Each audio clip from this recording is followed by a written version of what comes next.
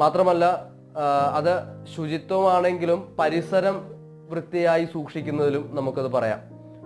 അത് ഇവരുടെ ചിലപ്പോൾ വീട്ടിലുള്ള മറ്റ് അംഗങ്ങളെ ഈ പരിസരം ആയി സൂക്ഷിക്കേണ്ട പേരിൽ പലപ്പോഴും ഇവർ ശാസിക്കുകയും അങ്ങനെയുള്ള ഉപദേശങ്ങളൊക്കെ കൊടുക്കുകയും ഒക്കെ ചെയ്യുന്ന തരത്തിലുള്ള കൂട്ടത്തിലാണ് പറയേണ്ടത്.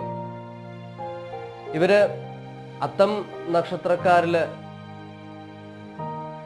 പ്രത്യേകം എടുത്തു പറയേണ്ട മറ്റൊന്ന്, ഇവരുടെ കൂടെ ഇവര് അഭിമുഖീകരിക്കുന്ന വൃദ്ധിക്ഷയങ്ങളാണ്.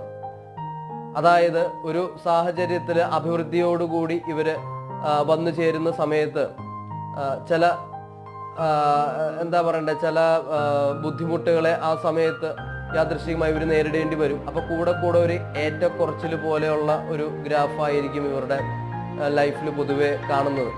അപ്പൊ അതുകൊണ്ട് ഇങ്ങനെയുള്ള